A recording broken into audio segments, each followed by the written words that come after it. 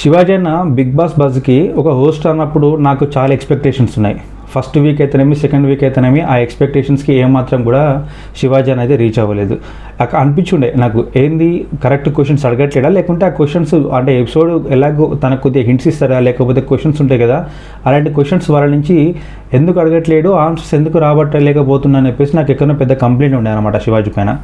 కానీ నాకు ఈ ప్రోమో అంటే ఇప్పుడు ఎగ్జిట్ అయిన తర్వాతకి ఒక ప్రోమో ఉండగా బిగ్ బాస్ బజ్ రిలేటెడ్ది, సో ఆ ప్రోమో ప్రియది బయటకు వచ్చింది ఇంతకుముందుకే, సో రిలీజ్ చేసిళ్ళు. ఆ ప్రోమో చూసిన తర్వాత నాకు అనిపించుండే ఒక మనం రివ్యూ ఇచ్చే పర్సన్ పక్కన పెట్టినా కూడా ఒక ఆడియన్గా నాకు ఎంత నచ్చిందంటే అంత బాగా నచ్చింది. ఇవి కదా ఒక మనం చూసే ప్రేక్షకుడు అడిగే క్వశ్చన్స్ ఏంటిది, తన మనసులో ఉన్న క్వశ్చన్స్ ఏంటియో ఎగ్జాక్ట్లీ అవే క్వశ్చన్స్ ప్రియని ఇక శివాజీ గారు అయితే అడగడం జరిగింది. సో ఎవరైనా చూడకపోతే చూడండి. సో మనకు ఈ ప్రోమోలో నాకు నచ్చిన పాయింట్లు ఏంది, ఎలాంటి క్వశ్చన్స్ అడిగి ప్రియని కన్ఫ్యూజన్లో పెట్టిండు, తెరకాసులో పడేసిండు అనేది ఈ వీడియోలో మాట్లాడుకుందాం. హాయ్ ఫ్రెండ్స్, నా పేరు Srikanth, welcome to our channel Srikanth mix. ఇక రావడమే అక్కడ మొన్న సోఫాలో కూర్చోమని చెప్పిండు, ఇక్కడ ఈ సోఫాలో కూర్చున్నాడు. కానీ కూర్చునే పద్ధతి అనేది వెరైటీ కూర్చున్నాడు శివాజీ గారు. ఇట్లా మొత్తం టోటల్గా వరకు మొత్తం కాళ్ళపైన కాలు వేసుకొని కూర్చున్నాడు. ఆ కూర్చున్నప్పుడు ప్రియా చూస్తుంది, వెరైటీగా శివాజీ గారికి వెళ్ళి చూస్తుంది. చూసిన తర్వాతకి ఇలా కూర్చోడం నీకేం నచ్చలే కదా అని చెప్పేసి అన్నాడు. అంటే బాగాలేదు కదా అమ్మ అని అంటే, అవును సార్ బాగాలేదు సార్ అంటే, ఒక్కసారి ఒక ఫోటో ప్లే చేయండి అమ్మా అని చెప్పేసి అని ఒక ఫోటో అక్కడ డిస్ప్లే చేయించిండు. సో ఆ ఫోటోలో హరీష్ గారు, అలానే కళ్యాణ్, నెక్స్ట్ ప్రియా, సో వీళ్ళు ముగ్గురు కాళ్ళ మీద కాలు వేసుకుంటారు. అలానే ఇంకొకటి ఏంటంటే రీతు కూడా కాళ్ళపైన కాలు వేసుకుంటుంది. బట్ ఆ ఫోటోలో తన మొత్తం డ్రెస్ కవర్ అయిపోయింది అనమాట, కాలు ఏం కనబడదు. సో ఈ 3 మెంబర్స్ దర్జాగా కూర్చొని ఏందన్నట్టు వాళ్ళు అక్కడ చూస్తున్నారు.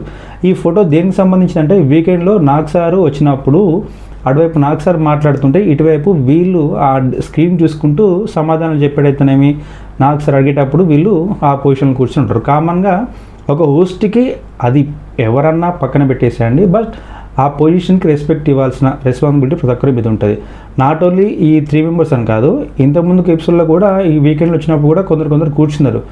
బట్ ఎక్కడో క్వశ్చన్ మార్క్ ఉంటుందిగా ఖచ్చితంగా, ఎందుకు ఇలాంటి అని చెప్పేసి. బట్ ఈసారి ఇలాంటి కూర్చున్న వాళ్ళ దాంట్లో వీళ్ళు ఇప్పుడు ప్రియ ముందు రావడంతో ఇక్కడ హోస్ట్గా ఉన్నటువంటి శివాజీ గారితో అయితే ఈ క్వశ్చన్స్ అయితే రేజ్ చేయడము. సో తనైతే షాక్ అయిపోయింది.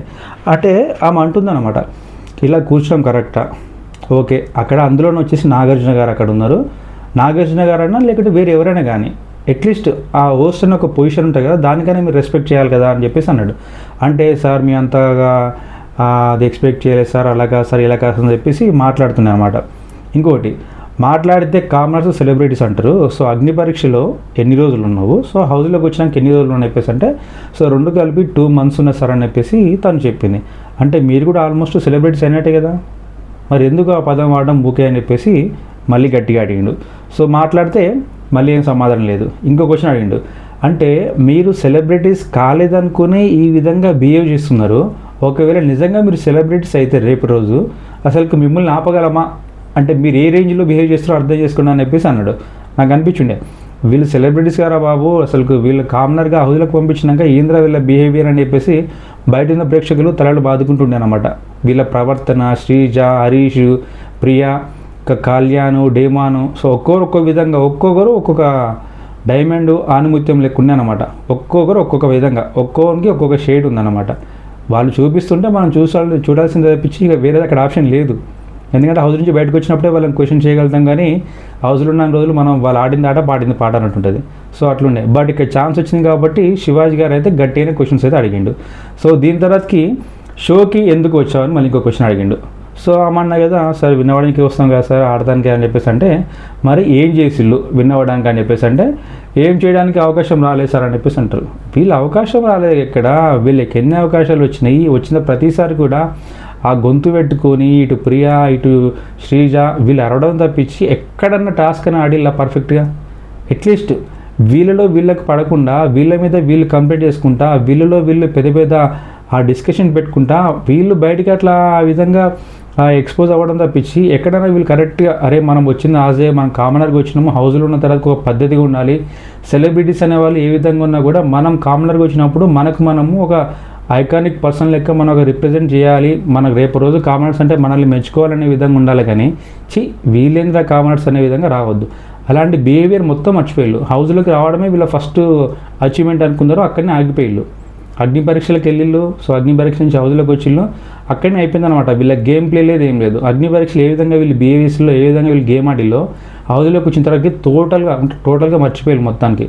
మనం ఇక్కడ ఏం చేస్తున్నాము, ఏం చేస్తే గేమ్ గెలుస్తాం అనేది పక్కన పెట్టేసి ఇక సరిపోయింది కదా హౌస్లోకి వచ్చినా మనం ఆడింది ఆట పాడింది పాట అన్నట్టు ఉంది వీళ్ళ వ్యవహారం. ఏమంటే సెలబ్రిటీస్ పైన అరవడము, వాళ్ళ పైన రంకులేయడము, మీరు సెలబ్రిటీస్ మేము కామనర్స్, మీరు సెలబ్రిటీస్ మేము కామనర్స్, ఓకే డైలాగ్ పట్టుకోవడము. ఈ డైలాగ్ బయటకి హైలైట్ అయిందంటే మనకు ఖచ్చితంగా ఓటింగ్ జరుగుతుంది అనేది వీళ్ళు ఒక డైలమాలో ఉండిపోయాళ్ళు. ఇక్కడ శివాజీ కూడా గట్టిని ఆడుతుండు, ఆట ఆడాలంటే గెలవాలిగా అమ్మ, మరి మీరు ఏం ఆట ఆడిల్లు అని చెప్పేసి అన్నమాట. ఇంకోటి ఏంటంటే ఇక్కడ సో ఇక్కడ ఇంకొక సో ఏమన్నా మాకు రాలేదు సార్, అవకాశాలు రాలేదు సార్ అంటే, ప్రియకి తెలిసింది ఓన్లీ కంప్లైంట్ చేయడమే, గెలవడం కాదు, ఆట ఆడడం కాదు అని చెప్పేసి అన్నాడు. సో మెజారిటీ కంప్లైంట్స్ అనేది ఇక్కడ మనీష్ పైన బాగా వాళ్ళిద్దరి మధ్యలో ఒక పెద్ద అది ఉందన్నమాట.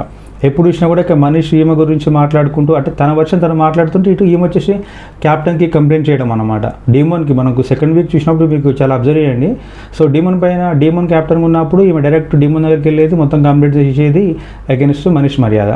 సో అదే పాయింట్ ఇక్కడ మెయిన్గా డిస్కస్ చేస్తుండే, గేమ్ ఎక్కడ ఆడిల్లు ఓన్లీ కంప్లైంట్ చేసినావు అని చెప్పేసి.